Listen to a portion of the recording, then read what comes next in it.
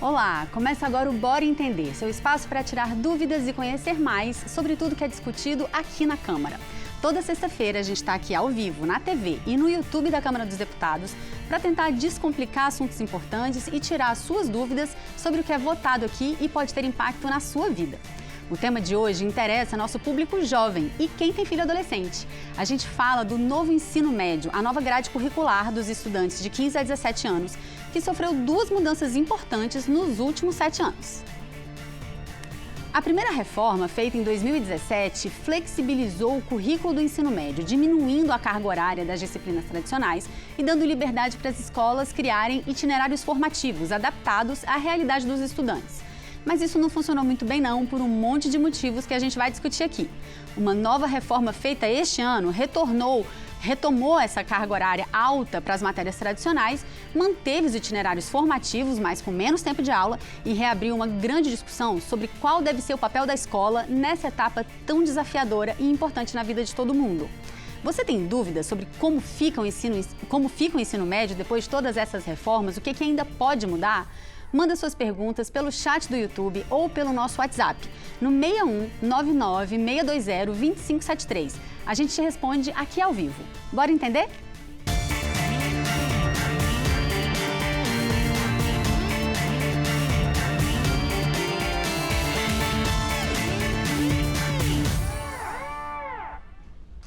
Estão com a gente hoje para enfrentar esse tema dois consultores legislativos da área de educação que são importantes coautores da legislação educacional aqui do país. A gente apresenta para vocês o professor Ricardo Martins, que é consultor da área de educação da Consultoria Legislativa, e a gente apresenta também o consultor Jefferson Chaves, que também é consultor legislativo da área de educação da Consultoria Legislativa. A gente agradece, então, a presença de vocês dois e já começa trazendo uma pergunta que chegou para a gente por WhatsApp. Professor Ricardo, eu queria começar com essa pergunta que veio do Rio de Janeiro, do Henrique Silva. Vamos chamar a pergunta aqui na tela. Ele pergunta quais foram as principais mudanças no formato do ensino médio. Uma boa pergunta para a gente começar a explicar essas duas reformas, a primeira em 2017 e a segunda que aconteceu esse ano. Perfeito. Carol, muito bom dia. Jefferson, bom dia também, está aqui compartilhando com você essa oportunidade. Agradeço o convite. Espero que as minhas colocações sejam esclarecedoras para aqueles que estão assistindo o programa. Veja, no início desse século XXI, basicamente na segunda década, né, já começou a haver uma grande discussão sobre a necessidade de fazer algumas alterações na estrutura, na organização do ensino médio, na medida em que havia uma preocupação de que ele fosse de natureza muito enciclopédica, né? De uma formação muito teórica, de uma carga de disciplinas muito extensa, cansativa para os estudantes que não atendia seus interesses. A Câmara debateu isso por longos anos, né? Chegou-se até a elaborar uma proposta legislativa de alteração.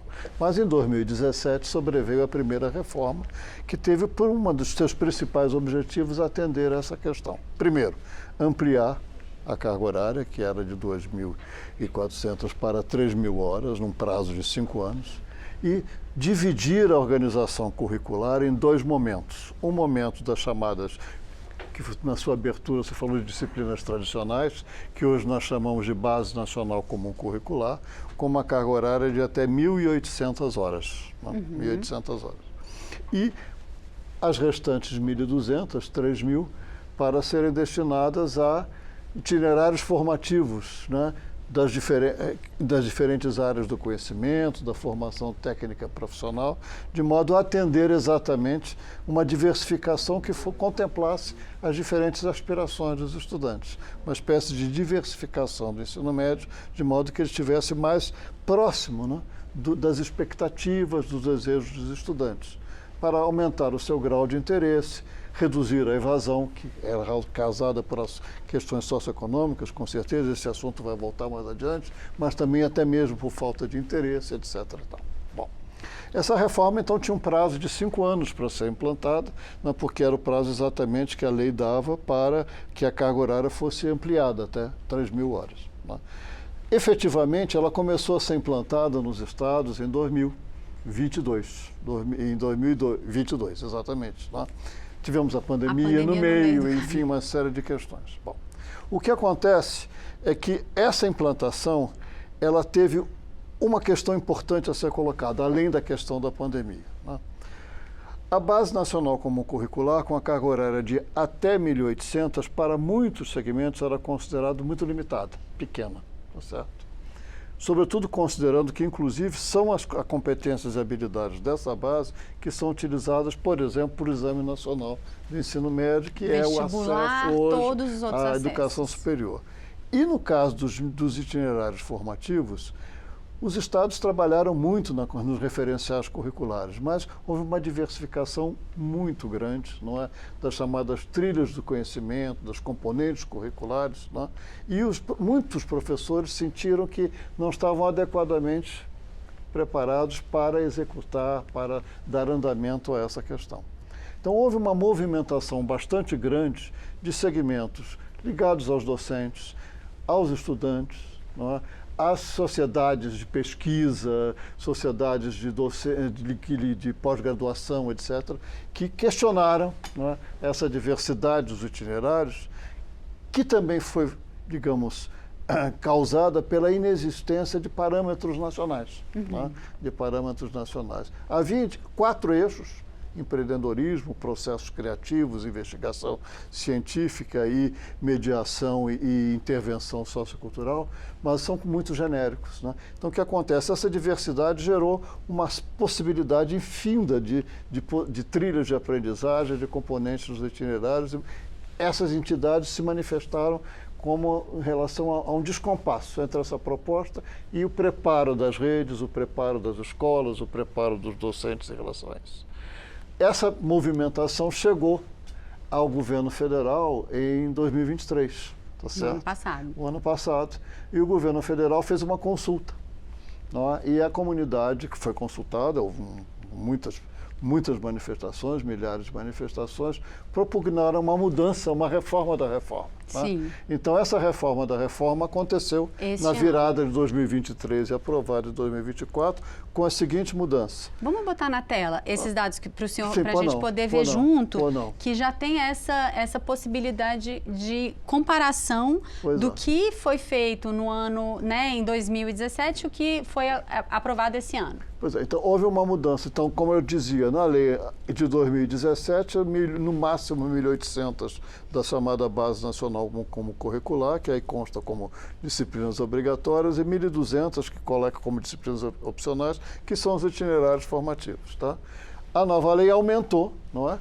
Então, a carga horária para a Base Nacional como curricular, com uma diferença, em vez de usar a expressão máxima, como na lei anterior, era no mínimo 2.400, né? E os itinerários formativos passaram a ser com duração de, no mínimo, 600 horas. Né? No mínimo 600 horas.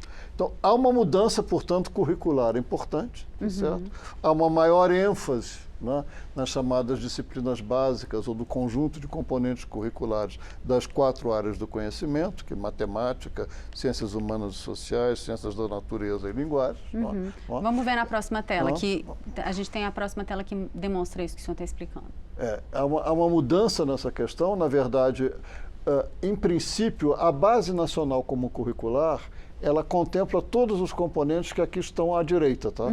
E já estavam presentes na lei anterior. Sim. Só que a lei anterior explicitava alguns componentes que tinham que ser oferecidos. Os 2 primeiros em todos os anos. Sim. Tá? Os demais continuavam presentes na lei, mas não estavam presentes, tá? Na obrigatoriedade seria todos os anos, porque estavam presentes na Base Nacional Comum Curricular.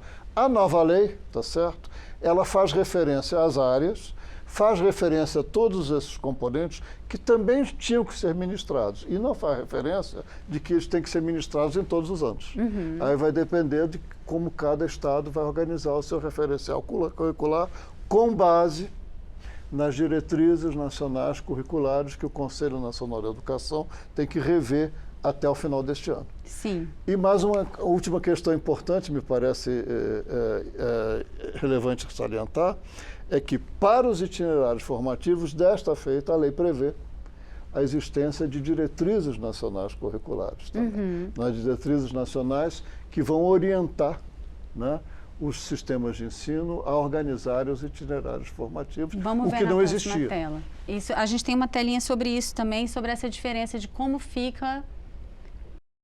Na lei anterior, então, havia uma liberdade maior das escolas para definir essa questão. Na verdade, cada estado fez os seus referenciais, né, para os itinerários formativos, tá certo?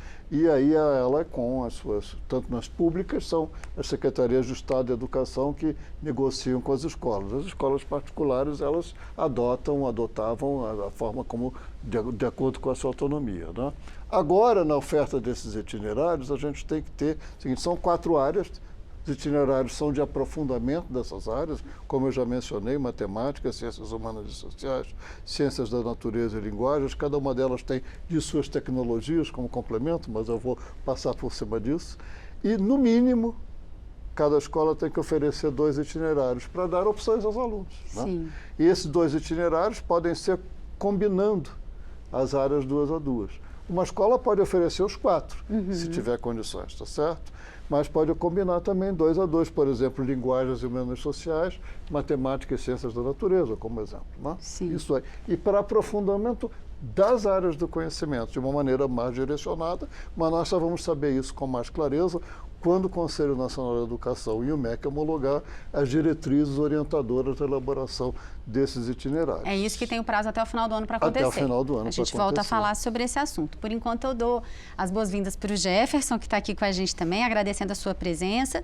A gente vai passar para 2 perguntas que chegaram por WhatsApp para a gente, que tem tudo a ver com o que o professor acabou de explicar. A primeira eu nem tenho para colocar na tela, porque chegou ontem à noite uma pergunta da Bruna Izar, daqui de Brasília. Ela pergunta: quando esse novo ensino médio foi criado, quais foram os motivos para sua aplicação? Por que igualar o nosso método de ensino ao dos Estados Unidos, com eletivas que muitas vezes são falhas devido à falta de investimento nas escolas? É a pergunta dela. A outra eu tenho para colocar aqui na tela, é a pergunta que vem de Rondônia, do Décio Araújo. Ele pergunta: qual o principal objetivo dessa mudança? Também no mesmo sentido, né? Quais disciplinas úteis que realmente formam profissionais, é a pergunta dele, vão ser ensinadas nas escolas? Jefferson. Boa tarde, Carol. Obrigado pelo convite. Um prazer estar aqui com o nosso consultor Ricardo, o nosso professor Ricardo. E boa tarde a todos os espectadores e a comunidade escolar que vivencia esses desafios do ensino médio todos os dias. Bem, Bruna e Décio, né? Então, em relação à reforma do ensino médio, não é que o Brasil copiou o modelo americano dos Estados Unidos. Pelo contrário, assim, o ensino médio é uma etapa da educação básica desafiadora não só no Brasil, como em diversos países. E o fato de que havia, então, um diagnóstico de que a escola era desinteressante, com evasão alta. Então, a Câmara debate esse tema, pelo menos desde 2012, em comissão especial, né? Foram esses fundamentos da comissão especial de 2012, cuja presidência era do deputado Reginaldo Lopes e relatoria do deputado Wilson Santos, foram as bases dessas reformas de 2017 e do aprimoramento de 2024. Então, quando a gente pensa uma escola que tem a conexão com a vida do jovem, com o projeto de vida, com as aptidões dele, então é preciso considerar então que a gente tem um núcleo de disciplinas obrigatórias e um núcleo de disciplinas optativas. Então, a gente precisa conversar nesse sentido. Eu entendo, Bruna, que o que o Ricardo até comentou, talvez os itinerários formativos, que é como a gente denomina as disciplinas optativas, tenham sido mal implementados, justamente porque houve uma abertura muito grande para essa conexão dos eixos estruturantes, porque você poderia combinar disciplinas e objetos de conhecimento juntando empreendedorismo, projeto de vida, juntando investigação científica, mas isso não foi, de uma certa forma, amarrado.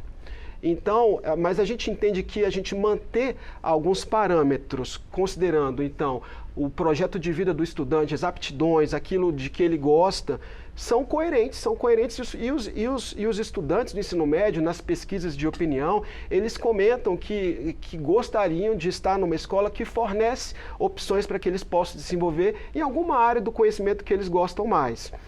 E avançando aí para o que o Décio comenta, eu acho o seguinte, a gente precisa então entender e a reforma de 2017, complementada pela de 2024, trata de uma maior interdisciplinariedade com as áreas de conhecimento, Ricardo.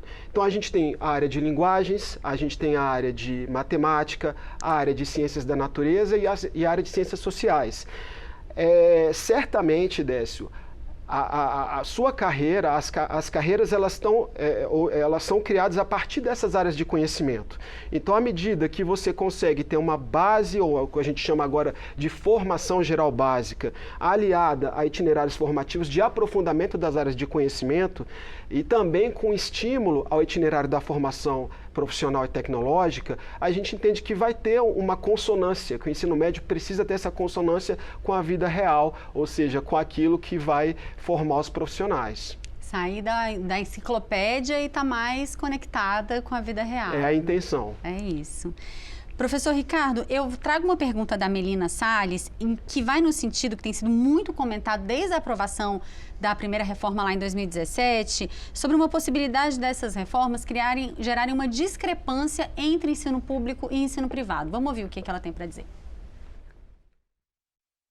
Meu nome é Melina, eu sou pedagoga, sou mãe de um estudante que está no ensino fundamental 1. E a minha dúvida com relação a esse novo ensino médio é como é que vai ficar a questão em relação às escolas particulares e em relação às escolas públicas, porque a gente vem percebendo que nas escolas particulares as matérias bases elas continuam sendo dadas na mesma quantidade de conteúdo e além das bases eles têm tido matérias optativas, o que tem trazido para esses estudantes uma estafa, um cansaço, e na escola pública tem tido poucas disciplinas optativas, a base também ficou mais ou menos confusa, o que às vezes pode parecer um desnível entre os estudantes que vêm da escola pública com relação aos estudantes da escola particular. No final, a preocupação é que o que a gente viu com relação ao novo ensino médio é que não ficou bom nem para as públicas nem para as particulares, porque nas particulares houve um excesso de conteúdo e nas públicas está tendo uma escassez de conteúdo. Como que isso vai ficar na prática? É a sua sensação, professor? A pergunta da Melina é muito interessante, embora essa questão seja colocada de forma recorrente, eu, pelo menos, não tenho conhecimento que tenha se feito exatamente uma pesquisa e um levantamento sistematizado que pudesse retratar de maneira empírica, consistente, essa realidade. Mas, de fato, tem sido colocado, duas coisas têm sido colocadas. Num amplo número de escolas do segmento particular, o cumprimento das 3.000 horas, né, com a base nacional como curricular e os itinerários formativos, em boa parte, os itinerários formativos acabaram sendo elaborados como um aprofundamento da própria base, não aprofundamento da própria base, né? Como se estivesse dando a eles digamos, uma preparação bem mais elevada, por exemplo, para o Enem. Para o Enem. No caso das escolas públicas, como disse, elas primeiro teve toda essa repercussão, digamos, do momento de elaboração dos referenciais, da formação dos professores, da implantação do novo currículo, com o tempo da pandemia, etc. De fato, teve algum tipo de dificuldade em várias redes de ensino para fazer essa implantação. Não é? De maneira que professores se sentiram inseguros, está certo? Escolas se sentiram inseguras, não tinham possibilidade de oferecer toda uma gama de itinerários, então com isso deu a sensação de que havia um número menor, né, de carga horária, uma carga horária menor de dedicação aos componentes. Isso estaria estabelecendo uma desigualdade, né, entre os estudantes das redes particulares e os estudantes das escolas públicas, para o futuro, né? Para a preparação, para a conclusão do ensino médio, para o desenvolvimento de competências e habilidades e, em resultado, digamos, na competição do Enem para o acesso à educação superior. Então, de fato, essa é uma questão. Esse foi um dos principais argumentos daqueles que defendiam o aumento da carga horária de 2.400, né? E a redução dos itinerários formativos. De um lado, preserva alguma flexibilidade, mas aumenta para todos, não é, uma preparação geral mais ampla. Que foi o que aconteceu esse ano, com exatamente, a nova reforma. É o que veio com essa reforma. Vamos dar uma olhadinha nos dados de matrícula, porque a gente tem um gráfico que mostra... Tá legal. A gente está com um problema nos dados, a gente não vai conseguir chamar. Porque eu queria dar essa proporção do quanto representa, né, a educação privada. Quando a gente olha, né, faz... Eu de uma cabeça. Não tem dificuldade. Na verdade, em princípio, a educação pública, do ensino médio público, responde 85% ou 86% da matrícula no Brasil. Tá? Uhum. E, consequentemente, não é, o ensino privado, as escolas privadas correspondem a 15%, 14%. Então, de fato, a grande maioria dos estudantes da faixa de 15 a 17 anos se encontram matriculados nas redes públicas e estaduais. E aí o medo justamente era que essa pequena parcela fique com um reforço aí de um acesso, de uma capacidade melhor de acesso no vestibular ou no Enem ou nas modalidades de acesso ao ensino superior, enquanto que essa maioria fique numa situação mais vulnerável, talvez? Exatamente. Esse foi um dos argumentos principais com relação daqueles que defendiam a necessidade de fazer o que se chamou de uma maneira bastante, no senso comum, de reforma da reforma. Né? Exatamente, é essa a questão.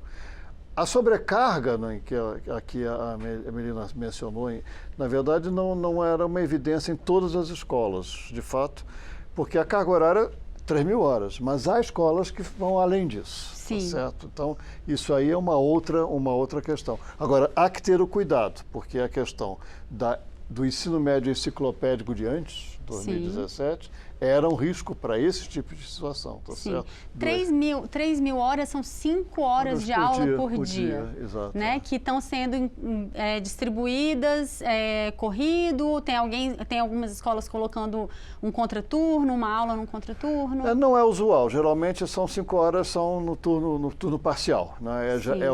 É a jornada padrão, não é diária, do turno parcial. Tá? Sim. O contraturno geralmente é quando a escola já oferece a escola em tempo integral ou semi-integral. Sim. Tem muitas, sobretudo as particulares, tem muitas particulares que fazem isso. Sim. Né? A gente vai para frente porque a gente tem um comentário de uma estudante de escola pública justamente falando um pouco sobre essa falta de estrutura ou esse temor dela em relação à falta de estrutura. Vamos ver.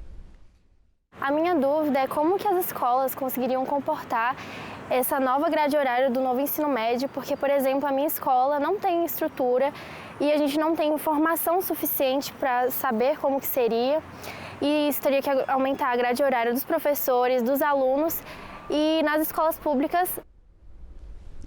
Só para ela falar, nas escolas públicas isso não é feito, né? Ela terminava a pergunta dela falando assim: Jefferson, me chamou muita atenção, ela falou, a gente não tem informação, a gente não tem nem estrutura nem informação.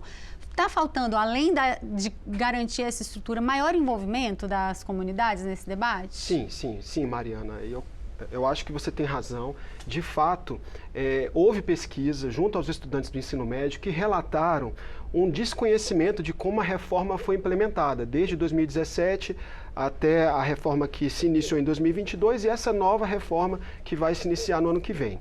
Mas à medida que os estudantes conhecem os parâmetros da reforma, que é uma escola que tem um núcleo de disciplinas obrigatórias e um núcleo de disciplinas optativas, que vai ao encontro dos desejos dele, do que ele pretende fazer para a sua carreira profissional, eles aprovam o modelo, certo?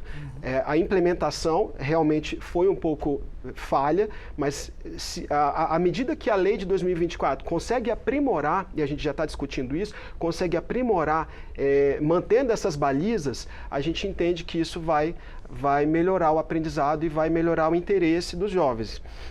Mas, de fato, o que eu preciso comentar também, que a Mariana comentou sobre a carga horária, veja bem, de 2017, que foi a primeira reforma, a Lei 13.415, até 2022, as redes tiveram 5 anos para aumentar a carga horária, ou seja, de pelo menos 4 horas diárias para 5 horas diárias. Então, desde 2022, as redes tiveram 5 anos para aumentar essa carga, ou seja, foi uma transição, não foi algo que foi de uma hora para outra.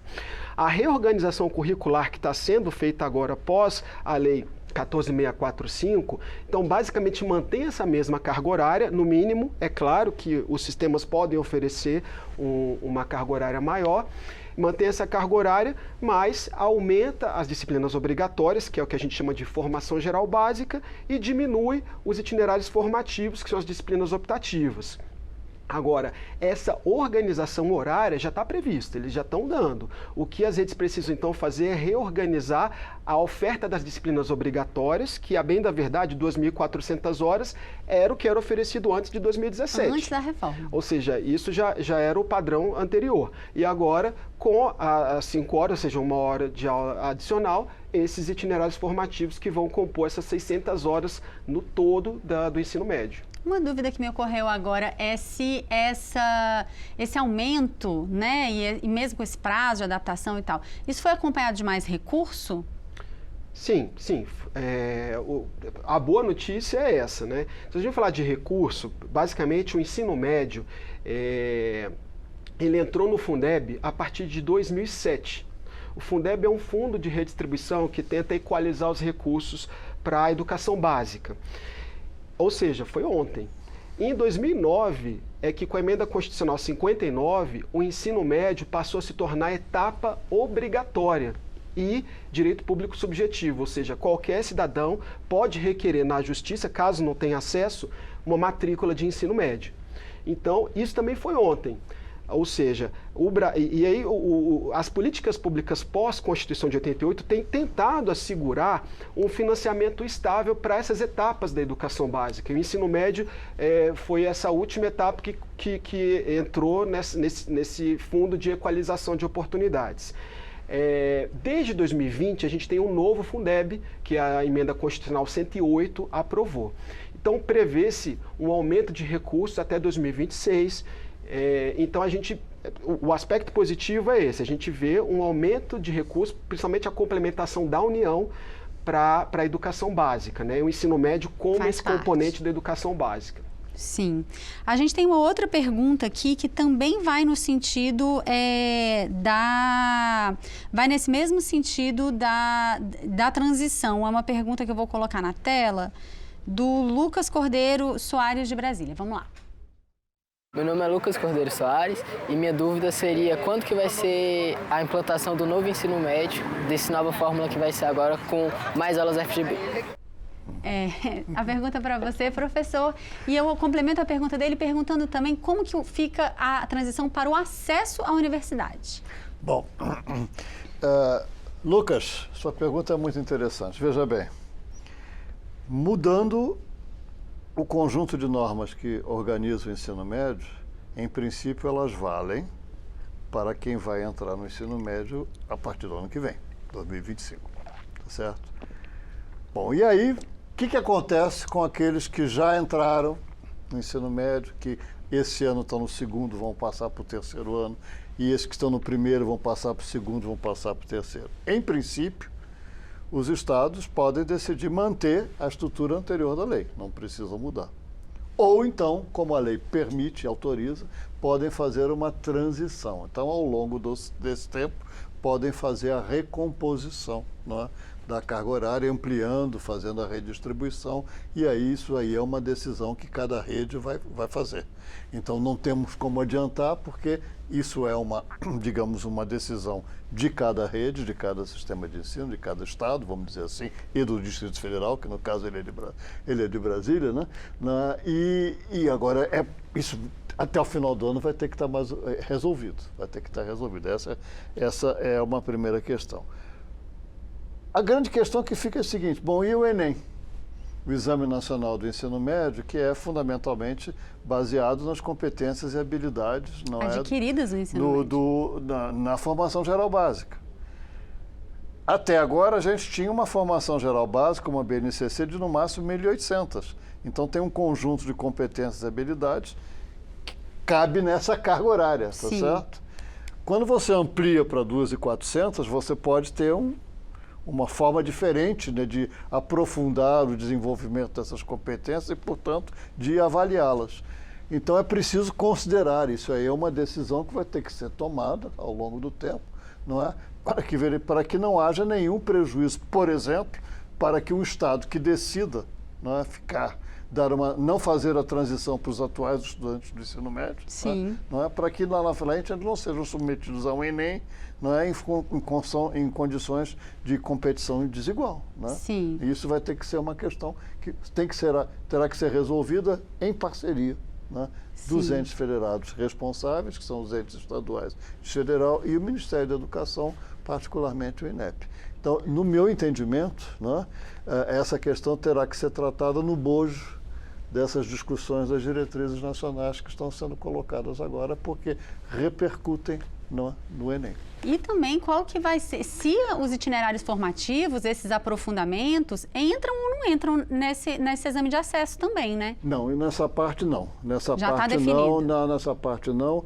O projeto que saiu do Congresso Nacional e que foi para a sanção presidencial, ele previa que, digamos, as competências e habilidades decorrentes das diretrizes dos itinerários fizessem parte de uma segunda parte do Enem. Haveria uma primeira parte voltada para a formação geral básica, Sim. base nacional como curricular, e a segunda parte voltada para os itinerários. Mas esse dispositivo foi vetado. Certo. O veto ainda não foi apreciado pelo Congresso Nacional, mas por enquanto ele não está valendo. O veto está valendo, portanto a norma não está vigente. Tá? Sim.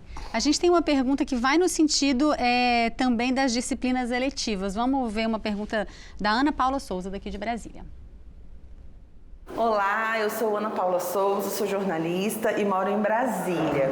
Com relação ao novo ensino médio, uma dúvida que eu tenho é sobre as disciplinas eletivas. Eu queria entender um pouco a importância disso, porque eu percebo que a minha filha, que tem 17 anos, nos dias de aulas eletivas, ela fica muito despreocupada e, não, hoje é eletiva, não tem importância. E eu realmente falo, gente, será que não tem importância? O que mudou no currículo do ensino médio com as eletivas? De que forma que elas contribuem na questão do aprendizado e do desenvolvimento dos adolescentes? Acho que toda mãe de adolescente, que é o meu caso também, tem uma história parecida para contar, professor. Mas essa pergunta eu direciono primeiro para o Jefferson e a gente vai tocando a bola. Pode bater uma bola, então. É o seguinte, na teoria, Ana Paula, você que é mãe de filho adolescente também, na teoria, eles deveriam se interessar por aulas eletivas porque vão ao encontro dos desejos deles, né?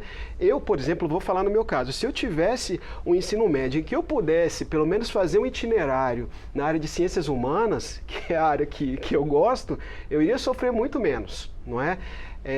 Agora, de fato, a gente já veio falando aqui, o modelo como está hoje, a filha da Ana Paula está cursando esse modelo atual, ele faz os itinerários formativos serem muito ampliados.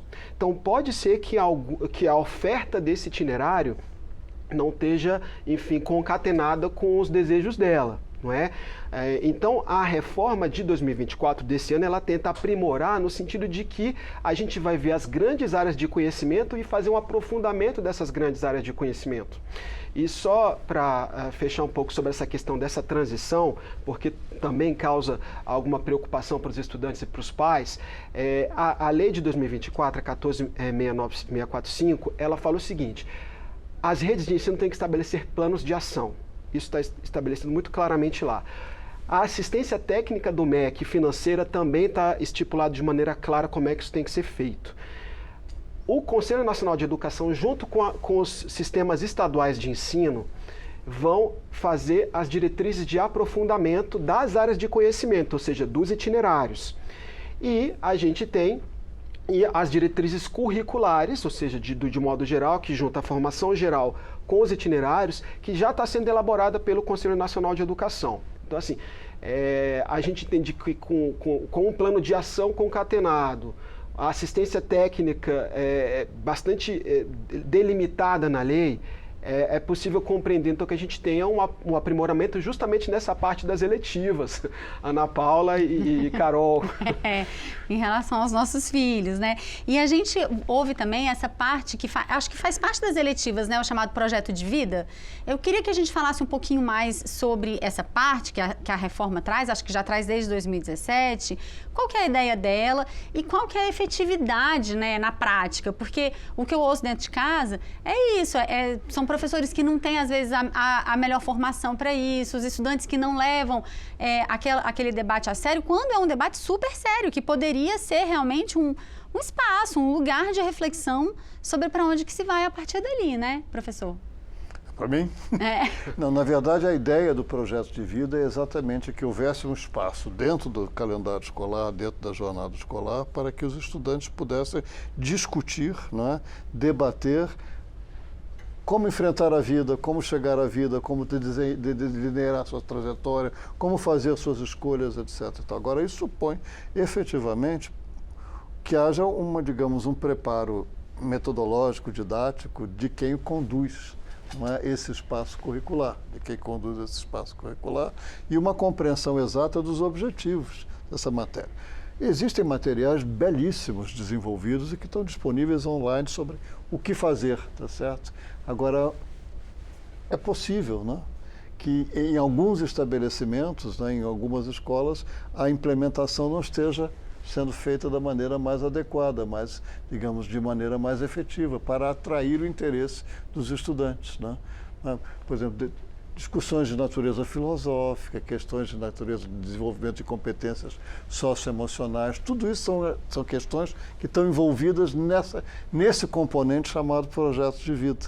Mas para isso é preciso ter docentes, né, ou orientadores, ou até mesmo psicopedagogos que estejam envolvidos nessa questão, de maneira a dar a eles uma ocupação de espaço que lhes seja interessante e que lhes tragam uma oportunidade de debater temas importantes para o desenho, para a elaboração dos seus projetos de vida, suas escolhas profissionais, suas questões de relacionamento, os espaços de acolhimento na comunidade escolar, o papel da comunidade escolar na sociedade. Existe uma imensa, né, uma variedade de temas que esses materiais bem elaborados, mas na verdade a implementação talvez não esteja sendo a mais adequada em alguns estabelecimentos. Entre o desejo da política pública e a implementação tem um caminho, né? Pois é, isso depende muito de um projeto, de uma coisa que se chama formação continuada. Formação continuada daqueles docentes que estão em exercício, e vale tanto para a rede pública quanto para a rede particular, né? Para a rede particular. E esse talvez tenha sido uma das principais dificuldades na implementação da reforma de 2017. Tá? E vai ser um desafio que continua sendo enfrentado na reforma de 2024. Sim.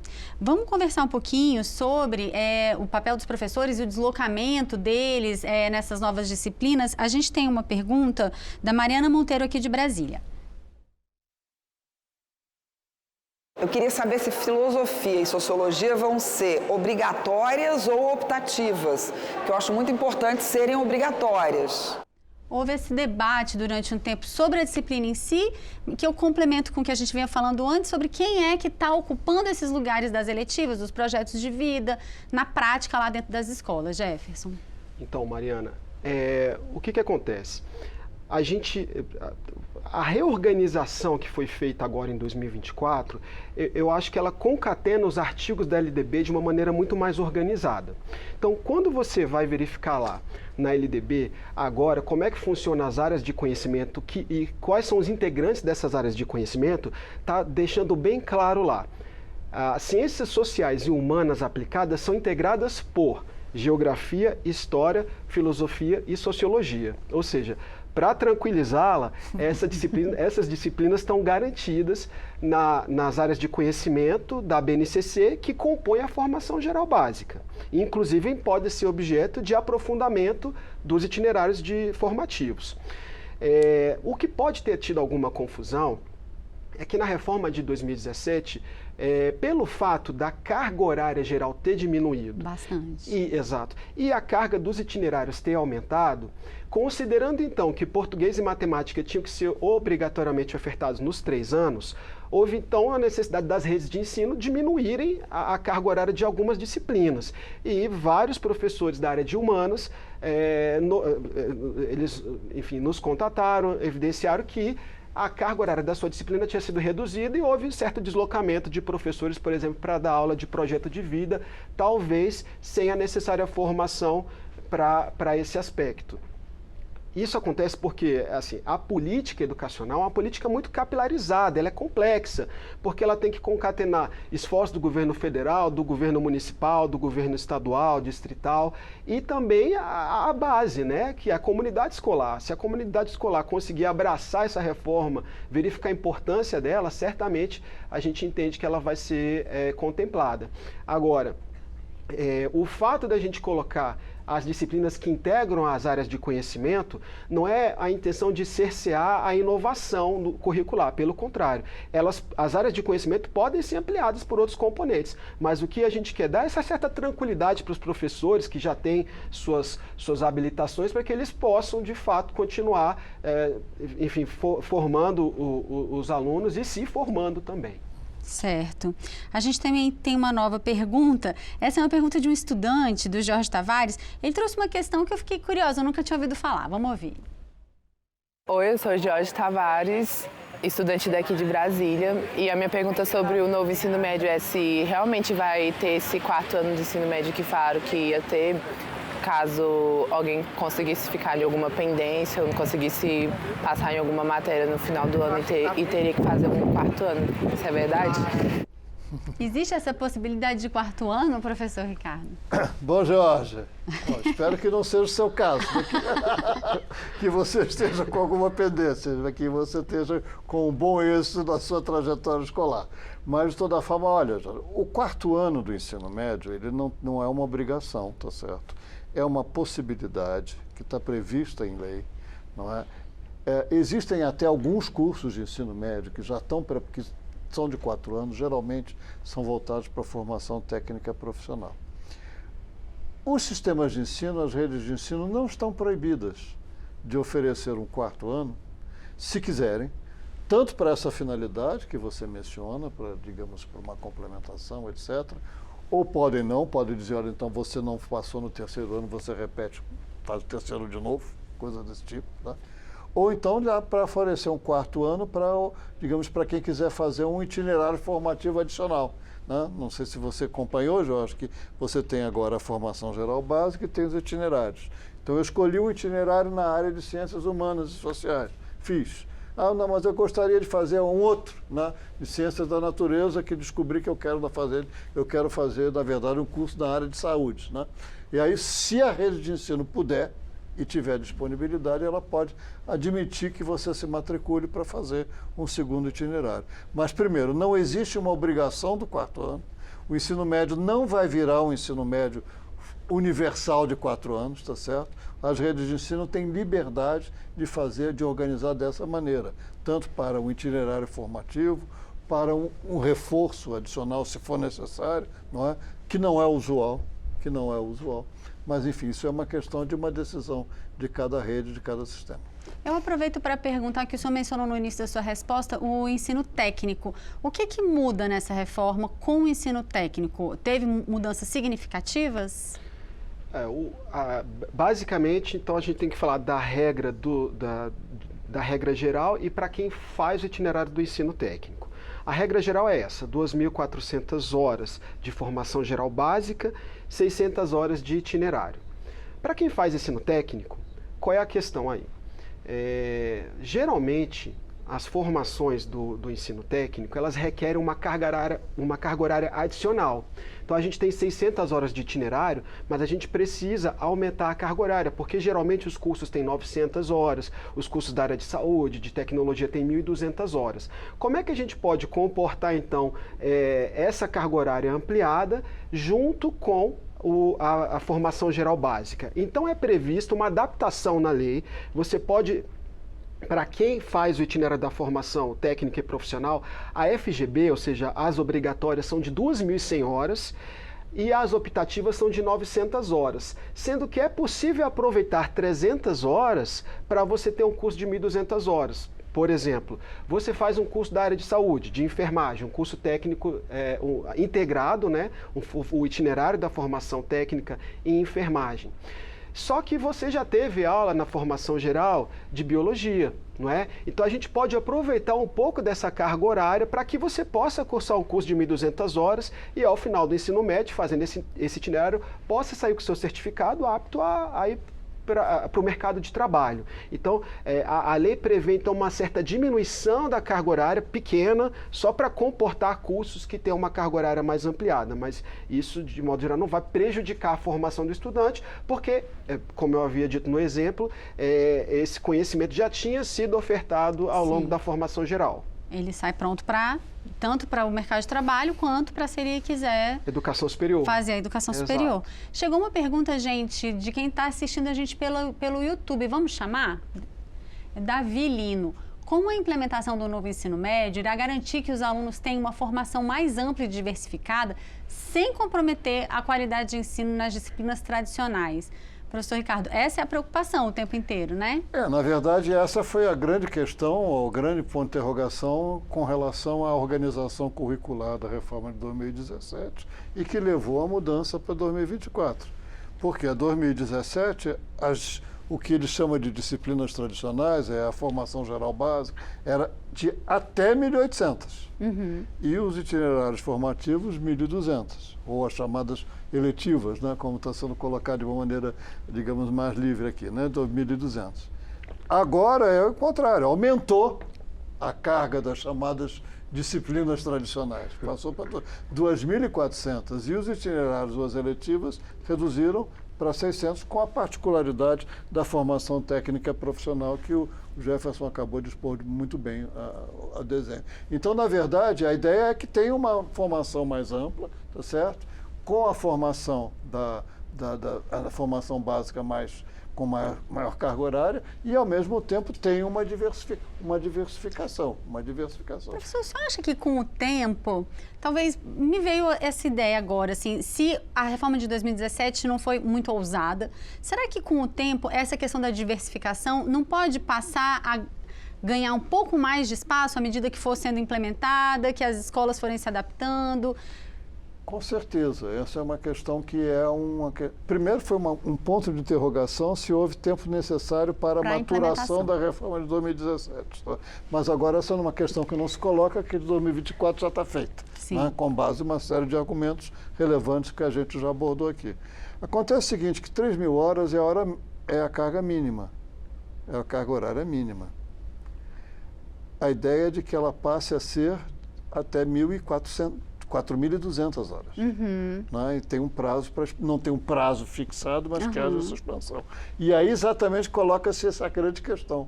Vamos expandir a formação geral básica, que é o mínimo, ou vamos expandir a flexibilidade? Aí vai depender da competência, das condições, da infraestrutura, do perfil dos professores para que tenha um itinerário, um ensino médio mais diversificado. E, aliás, eu espero que assim seja. A gente está chegando nos nossos 10 minutos finais e a gente tem uma pergunta sobre ensino integral, que é mais para frente, mas antes eu quero chamar uma pergunta do Ítalo, que ele pede uma avaliação da reforma que já foi feita. Vamos dar uma olhadinha no que ele pergunta. Oi, meu nome é Ítalo, sou estudante do Ciência Teoleste e minha pergunta é: com a implementação do atual ensino médio, houve melhora do desempenho dos alunos? Eu trago essa pergunta para você, Jefferson. A gente tem dados sobre distorção e idade séria, não sei se você quiser chamar e explicar para as pessoas o que seria isso também nessa resposta. Certo. Então, Ítalo, o Ricardo já havia comentado, a partir de 2017, com esses 5 anos, a implementação de fato do novo ensino médio ocorreu em 2022.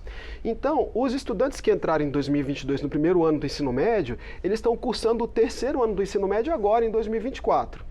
Então, é prematuro a gente falar sobre desempenho, uma vez que esses estudantes ainda estão cursando o ensino médio, né? A gente pode tatear alguns aspectos relacionados a desempenho. Mas se a gente for falar agora, os dados do IDEB, que é o sistema de avaliação da educação. O SAEB é o sistema de avaliação que gera o IDEB, que é o índice. Esse índice basicamente é composto pelas notas dos estudantes que fazem essa avaliação nacional e com o fluxo. O que é o fluxo? É você passar de ano ou reprovar, né, para simplificar.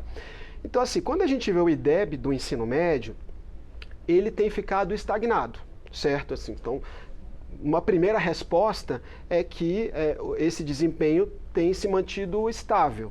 Porém, a gente precisa, então, trazer um componente que é o seguinte: 10 anos atrás, o número de matrículas no ensino médio era muito menor.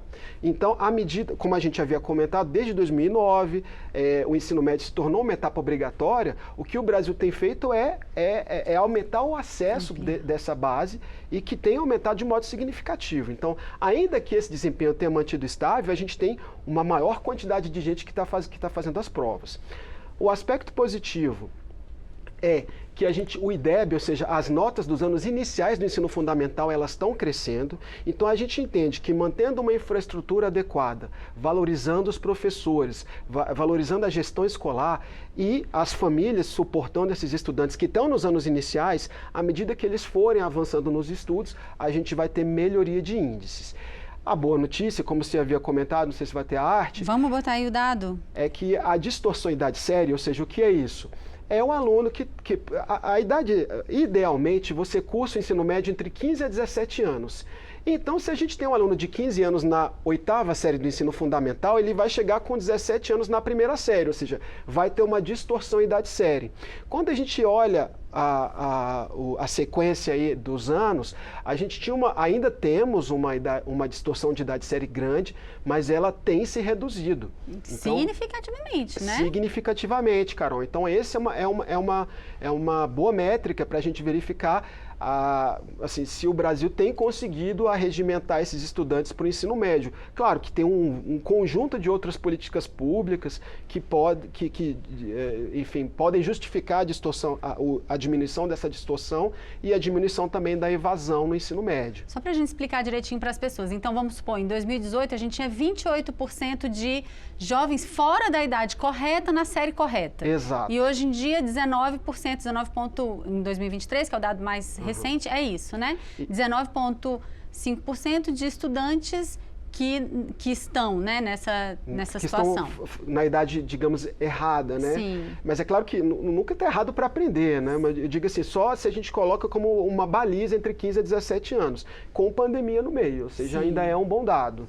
Assim, claro, é gritante, mas a gente precisa entender esses aspectos, digamos, de política pública brasileira em termos educacionais.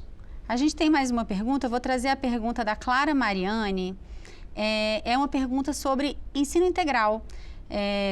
A gente quer saber a situação hoje e falar um pouco de futuro também. Vamos ver o que ela tem para dizer. Oi, meu nome é Clara Mariani e a minha pergunta é: será que o novo método de ensino integral não atrapalharia as pessoas que precisam trabalhar para ajudar em casa? Eu acho que ela está fazendo essa pergunta sobre o aumento da carga horária, né? Mas a gente pode aproveitar para falar desse aumento da carga horária e falar também de ensino integral, levando em conta isso, né? Às vezes a gente está aqui pensando idealmente nesse aluno querendo aprender mais, chegar mais preparado no vestibular e o adolescente tem outras preocupações também dentro da vida dele, né? É para mim? Veja a questão. O ensino em tempo integral, ele tem apresentado resultados muito bons aonde ele tem sido adotado.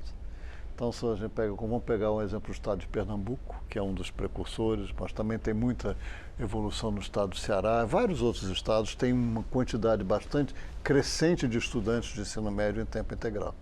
E os resultados deles no Enem, no ingresso nas universidades, têm sido realmente significativamente importantes. Então, a oferta do ensino médio em tempo integral, aliás, não só do ensino médio, também no ensino fundamental, assim deveria ser. Mas, enfim, vamos ficar no ensino médio, né? O ensino médio, ela é positiva. Agora, é claro, como disse a Clara, tem problemas para alguns estudantes. Tem alguns problemas para alguns estudantes. Como é exatamente esse, quer dizer, se eu faço a oferta em tempo integral, agora essa escola é em tempo integral e o aluno precisa, o jovem precisa ou a jovem precisa ajudar em casa, isso pode ser um problema e os secretários de Estado de Educação estão atentos a isso. Estão atentos a isso porque existe um fenômeno que chama isso, olha, no momento em que a minha rede passou uma determinada localidade, a escola passou a ser tempo integral, vários estudantes quiseram migrar para o ensino médio noturno. Exatamente porque queriam continuar tendo possibilidade. Isso existe. Para isso existem também meios de dar suporte. Um deles, que não por exemplo, o programa Pé de Meia, que o governo federal lançou Pode explicar um e pouco que mais, dá um professor? auxílio, não é, financeiro mensal para que o estudante permaneça no ensino médio, não é? E isso aí é um elemento importante, não é, de suporte, quer dizer, é um elemento de custeio, é quase como se fosse, é uma bolsa, tá? Fica aqui porque te damos, agora não, provavelmente isso não atende a todos os estudantes, nem resolve todos os problemas de sustento familiar. Mas, de toda forma, é um elemento importante de uma política associada a isso, tendo em consideração que muitos estudantes do ensino médio público, né, têm um nível socioeconômico familiar da base da pirâmide, né, então necessitam desse tipo de suporte. Mas é uma questão que a política educacional tem que estar atenta, né, e o secretário de Estado, isso foi objeto, inclusive, de um debate numa reunião do CONSED que aconteceu há poucos meses e que eu tive o privilégio de poder assistir, né? Exatamente esse tema. Sobre esse assunto. Exato. Jefferson, você considera que esse aumento na carga horária já tem algum impacto dessa natureza também? Esse aumento para as 3.000 horas e esse aumento também, tanto nos resultados, como o professor estava falando, não dá para comparar, né? Esse pequeno aumento com o ensino integral. São duas coisas muito diferentes, né? Sim. A boa notícia é que a gente tem acordado para um aumento de carga horária. Digamos, os países da OCDE, quem tem um aprendizado consistente, tem mais horas de estudo diárias. É claro que a gente não está falando de mais horas de estudo enciclopédicas. Você tem um projeto de esporte, um projeto cultural, um projeto de reforço, uma comunidade que se ajuda. Mas é importante que o Brasil acorde, e a gente tem feito isso, o Brasil tem acordado, para ampliar o tempo de estudo. A ampliação do tempo de estudo, aliada a essa formação integral, de fato ela tem repercussão, e isso já é evidenciado. Como o Ricardo comentou, as escolas em tempo integral têm números melhores de aprendizado no IDEB, ou seja, isso é um aspecto positivo. Tá legal, gente. Nosso tempo está chegando aqui ao final e a gente poderia passar o resto do dia hoje conversando sobre isso. É um assunto que me interessa muito, acho que interessa muito quem está em casa também, né? Mas chegou a nossa hora. A gente agradece, então, a participação dos nossos consultores no dia de hoje. Agradece o professor Ricardo, o Jefferson também está com a gente. Agradece também a você que nos acompanhou e participou com perguntas e comentários. Se você quiser rever ou compartilhar, o programa está na nossa página no YouTube e também no site da TV Câmara. Semana que vem a gente está por aqui de novo, na sexta-feira ao meio-dia. Até lá. Tchau.